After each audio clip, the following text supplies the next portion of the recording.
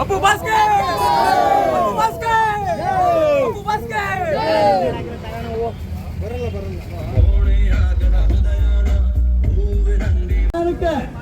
ನಿಧಾನಕ್ಕೆ ಸ್ವೀಕರಿಸಿ.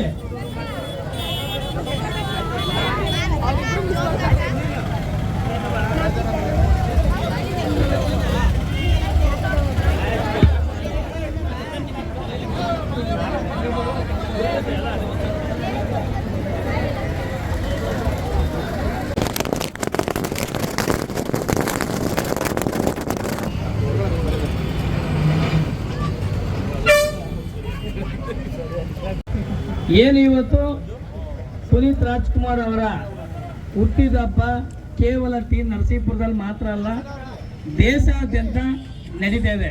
ಕಾರಣ ಇಷ್ಟೇ, ಕೆಲವರು ಇನ್ನೂ ಗೊತ್ತಿಲ್ಲ, ಅವರು ಕೇವಲ ಒಬ್ಬ ಡಾಕ್ಟರ್ ರಾಜ್ಕುಮಾರ್ ಮಗ, ಸಿನಿಮಾ ನಟ ಅಂತ ಅಲ್ಲ.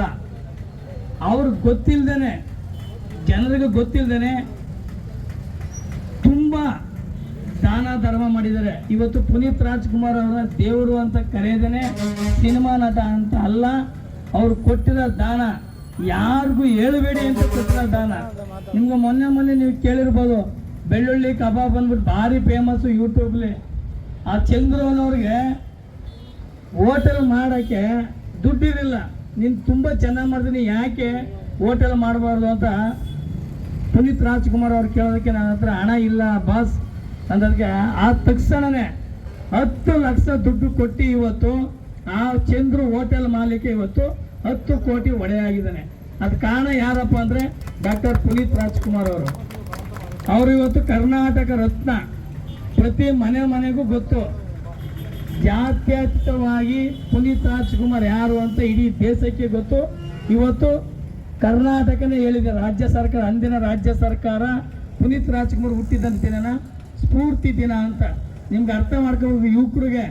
ಯಾಕೆ ಸ್ಫೂರ್ತಿ ಅಂದರೆ ಪುನೀತ್ ರಾಜ್ಕುಮಾರ್ ಮಾಡೋಂಥ ಸೇವೆ ಇಡೀ ದೇಶಾದ್ಯಂತ ಪ್ರಚಲಿತವಾಗಿದೆ. ನೀವು ಅದೇ ರೀತಿ ಅವರ ಮಾರ್ಗದರ್ಶನದಲ್ಲಿ ನೀವು ಈ ರಾಜ್ಯದ ಯುವಕರು ಜನರು ಹೋಗ್ಬೇಕು ಅಂತ ಸ್ಫೂರ್ತಿ ದಿನ ಅಂತ ಮಾಡಿದ್ದಾರೆ. ಇವತ್ತು ಅವರನ್ನ ನಾವು ಕಳ್ಕೊಂಡಿದ್ದೀವಿ. ಆದರೂ ನಿಮ್ಮೆಲ್ಲರ ದೃಷ್ಟಿಲಿ ಪುನೀತ್ ರಾಜ್ಕುಮಾರ್ ಪ್ರತಿಯೊಬ್ಬ ಕರ್ನಾಟಕದ ಪ್ರತಿಯೊಬ್ಬ ಪ್ರಜೆಯಲ್ಲಿ ಪುನೀತ್ ರಾಜ್ಕುಮಾರ್ ಇದ್ದಾರೆ.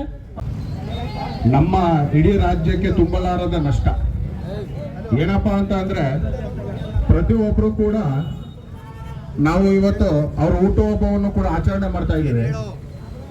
ಕೆಲವು ದಿನಗಳ ಹಿಂದೆ ಅವರ ಶ್ರದ್ಧಾಂಜಲಿ ಕಾರ್ಯಕ್ರಮವನ್ನು ಕೂಡ ಆಚರಣೆ ಮಾಡಿದ್ರು. ಭವಿಷ್ಯ ಒಳ್ಳೆಯವ್ರನ್ನ ಬೇಗನೆ ಭಗವಂತ ಕರ್ಕತಾನೆ ಅನ್ನೋಕ್ಕೆ ಒಂದು ಉದಾಹರಣೆ ಏನಪ್ಪಾ ಅಂದ್ರೆ ಪುನೀತ್ ರಾಜ್ಕುಮಾರ್ ಅವರು ಮಾಡಿದಂಥ ದಾನ ಧರ್ಮ ಇವತ್ತು ಎಲ್ಲ ರೀತಿ ಯುವಕರಿಗೆ ಸ್ಫೂರ್ತಿಯಾಗಿದೆ.